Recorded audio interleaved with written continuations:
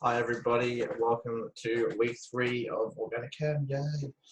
Starts to get a little bit more interesting now, and we will look at backbone organic chemistry, or the hydrocarbons.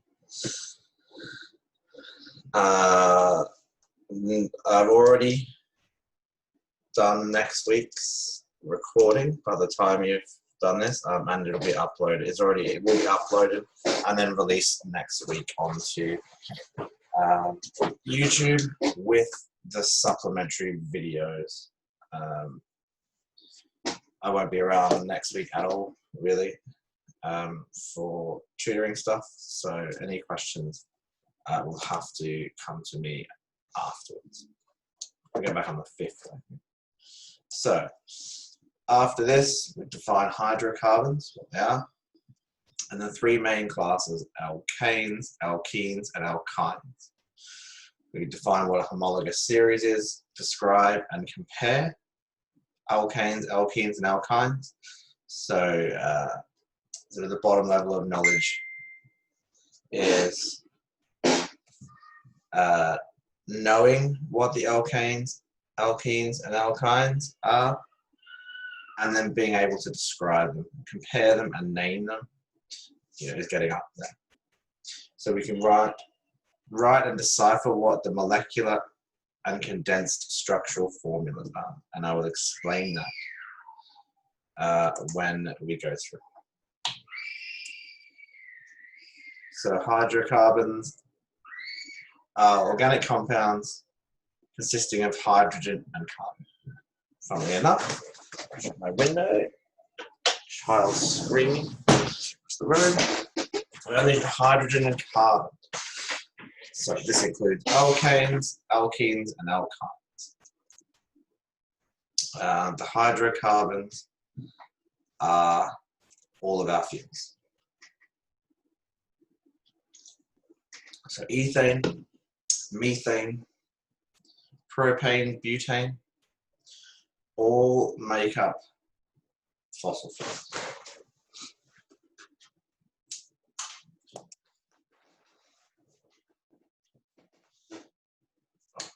doing it on my script in front of me. Anyway, that's what I've just said. Sorry about that.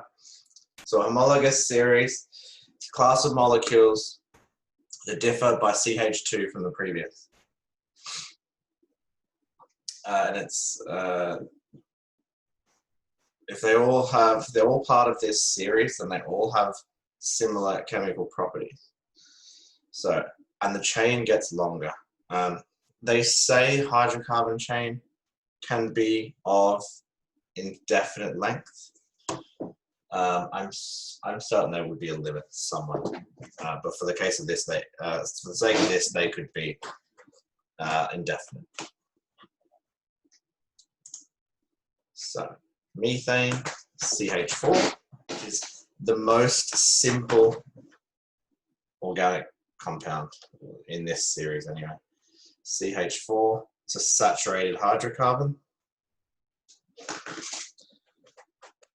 And then you've got ethane, which is ever so slightly bigger, the next in the homologous series. You then have propane, butane, pentane, hexane. And going up, C8 is octane. You might know octane from jacks the price of the fuel up, the more octane there is. That's just because it's bigger and it burns hotter, provides more power. So, methane, ethane, propane, and butane are all gas based fuels, or liquefied natural gas sometimes. More energy comes from the longer backbone. So the carbon-to-carbon bonds produce energy when we combust, and the energy is released exothermically. So they have a similar structure. So all of the alkanes. Sorry, that's still today.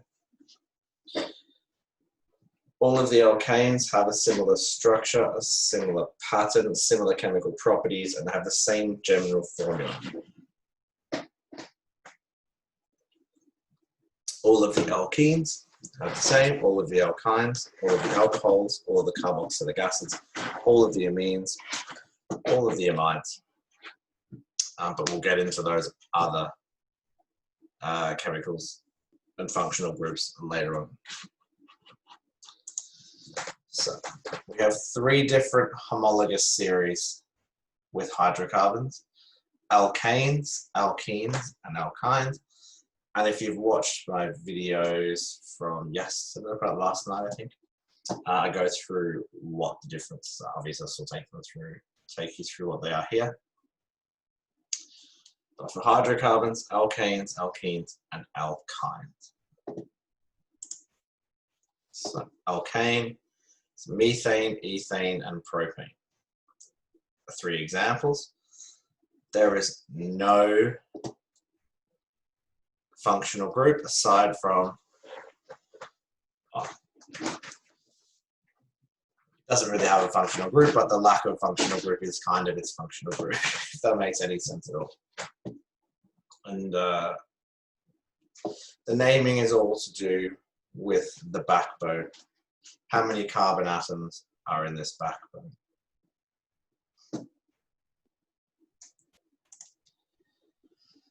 So alkanes are saturated hydrocarbons. The only things around them are single bonds to hydrogen.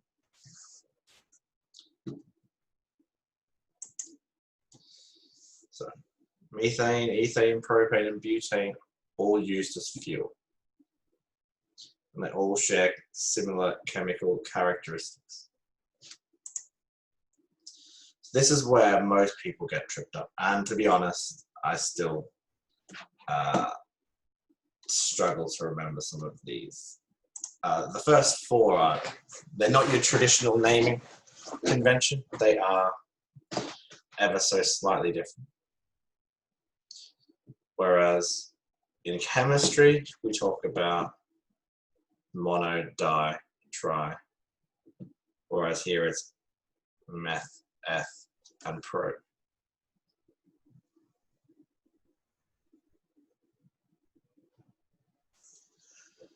And I would say to learn these off by heart. These ones not so bad from 5 onwards because it's just the standard naming. 3 picks. But the first 4, just 3 and 4 are the ones that get everyone. They still get me. I still get them mixed up. So, whiteboard, I'll stop sharing. You should be able to see what that hydrocarbon is.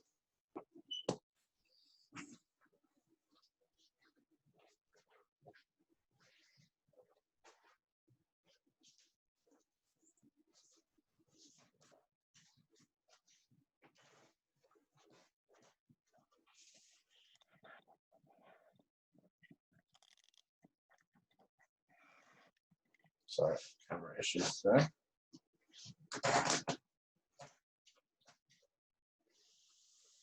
So, we draw the carbon backbone. 1, 2, 3, 4, 5, 6.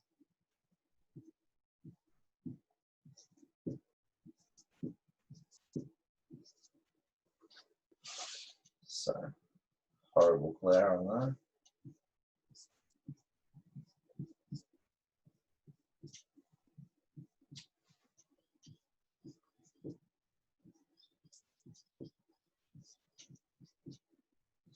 And these first 3 will be fairly short, I'd say around the 40-minute mark. But some of the ones that are coming up will go well over an hour. So that's the molecule they want us to name. And I might just write this down.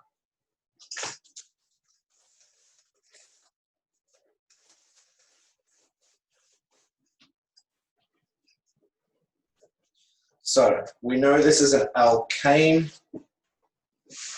because there's only single bonds present. So it's something ane. we look at 6.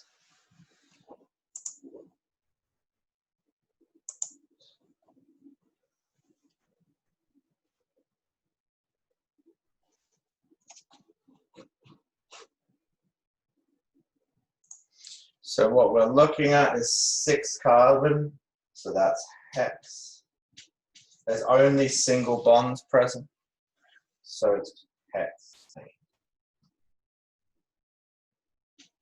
So this is the simplest naming convention. We'll talk about naming compounds. So.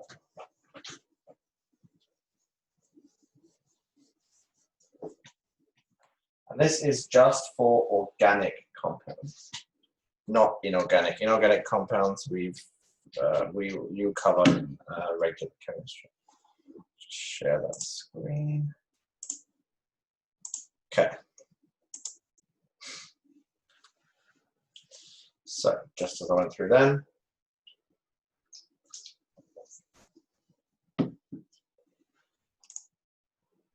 Right. So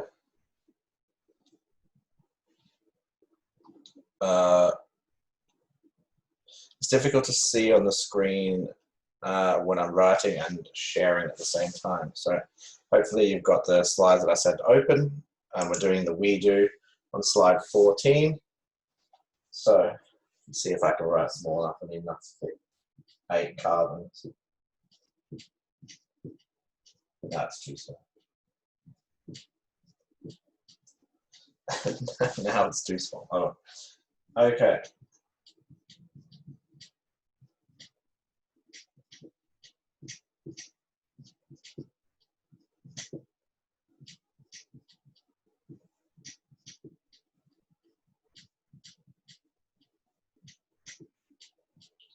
Yes, this is Rachel, yes.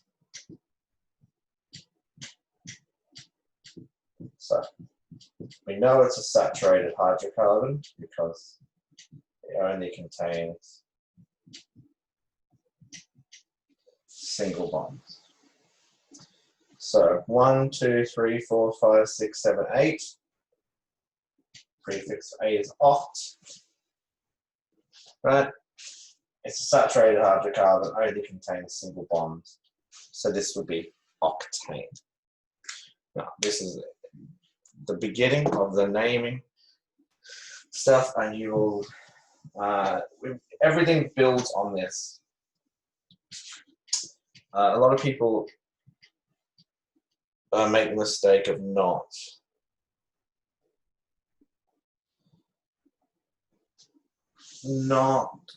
paying attention during the easy stuff. The naming organic compounds builds, and it's much easier if you learn it as you go and just stack it on top of each other. So, alkene. Got way too excited then. Don't know why. I always find it fascinating teaching this stuff because it's quite interesting when you get to apply it, but you do have to do the legwork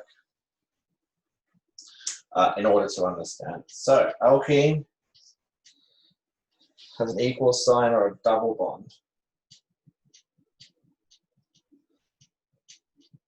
Cannot write to save myself. I'm sure you guys have used to that by now.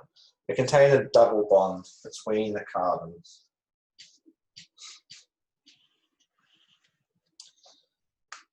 And again, just like the alkanes, they are a homologous series.